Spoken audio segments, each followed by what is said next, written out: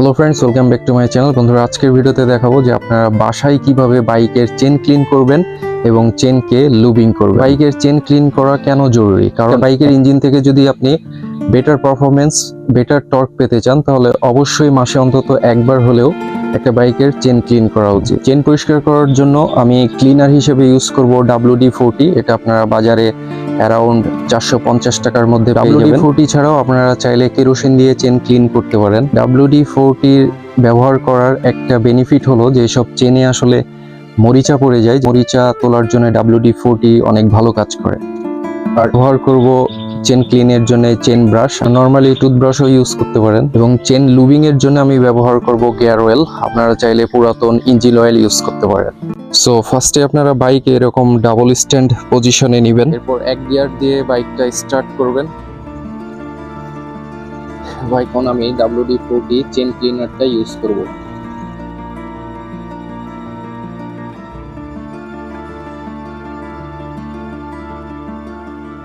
এবার আমি chain spray করব।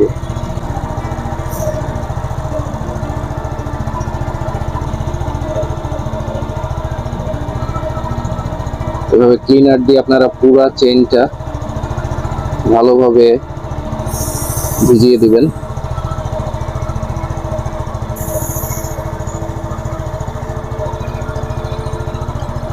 অলরেডি কিন্তু আমার চেন থেকে ময়লাগুলো ঝরে পড়ছে। আসলে চেন ক্লিনিং, চেন সেট ভালো রাখার জন্য অত্যন্ত জরুরি একটা বিষয়।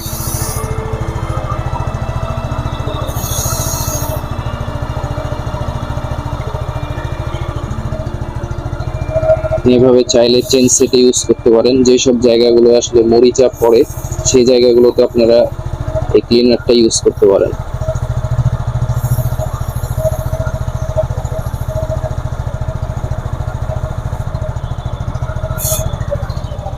এভাবে আপনারা কিছুক্ষণ রানিং অবস্থায় রেখে দিবেন। ক্লিনারটা দেওয়ার পর 5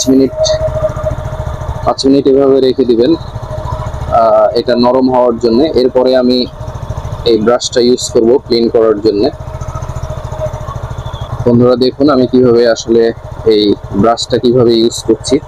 আপনারা এটা চেনের মধ্যে এভাবে সেট করে নেবেন।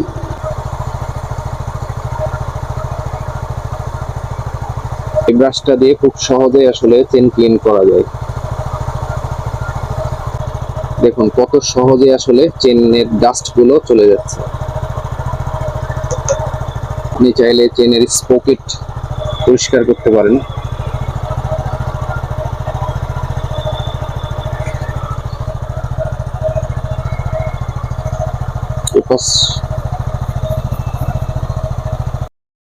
আপনারা কিন্তু দেখতে পাচ্ছেন অনেক সুন্দরভাবে চেন কিন্তু পরিষ্কার হয়ে গেছে।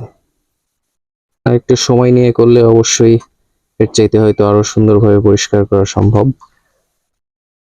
সো আমি এখন চেন লুব করব, আর চেন লুবের জন্য আমি গিয়ার অয়েল ইউজ করব। সো আবার আমি গাড়িটা স্টার্ট করে গাড়িটা এক গিয়ারে দিব, দেন আমি এটা চেনটা লুব করব। বন্ধুরা দেখুন আমি কিভাবে চেনটা লুব করতেছি। চেন ক্লিনের সময় এবং লুবিং এর সময় একটা বিষয় অবশ্যই খেয়াল রাখবেন, কোনো সময় হাত ইউজ করবেন না।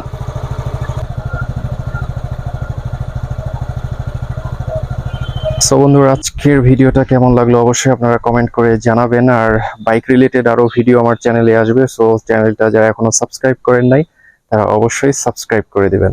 ধন্যবাদ।